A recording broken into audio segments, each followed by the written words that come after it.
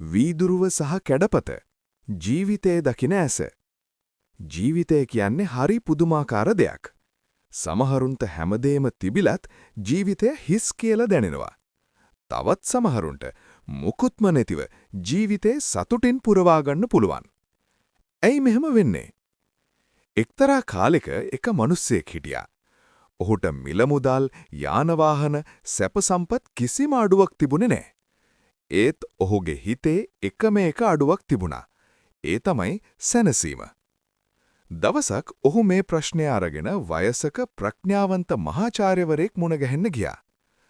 "මහාචාර්යතුමනි, මට සල්ලි තියනවා. ඒත් මගේ හිත හරිම බරයි. මට මගේ ජීවිතය ගැන කිසිම සතුටක් නැහැ. මම මොකද කරන්නේ?" මහාචාර්යවරයා ඔහුව ජනේලයේ අසලට කැඳවාගෙන ගියා. "මේ වීදුරුවෙන් පිටත බලන්න. ඔබට මොනවද පේන්නේ?" "මට පේනවා පාරේ යන මිනිස්සු, සෙල්ලම් කරන ළමයි, ලස්සන ගස්වැල්." ධනවත් මිනිසා පිළිතුරු දුන්නා. ඊළඟට මහාචාර්යවරයා ඔහුව විශාල කැඩපතක් ඉදිරියට එක්කගෙන ගියා. "දැන් බලන්න. දැන් ඔබට මොනවද පේන්නේ?" "දැන් මට පේන්නේ මාව විතරයි." මිනිසා පැවසුවා. එවිට මහාචාර්යවරයා hina වෙලා මෙහෙම කිව්වා. "ඔබ දැක්කද? ජනේලේ තියෙන්නෙත් වීදුරු. කැඩපතේ තියෙන්නෙත් වීදුරු.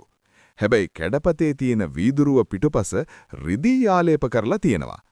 වීදුරුවකට රිදී හෝ රන් ආලේප කළ සැනින් ඔබට ලෝකය පෙනෙන එක නතර වෙනවා. එතෙන් පටන් ඔබට පෙනෙන්නේ ඔබවම විතරයි. ජීවිතේට අරුතක් සොයන ඔබත් අදම ඔබේ හදවතේ තැවරුණු ඒ ආත්මාර්ථකාමී රිදී තට්ටුව හූරා ඉවත් කරන්න. එවිට ඔබට පෙනේවි මේ ලෝකය කොයිතරම් සුන්දරද කියලා.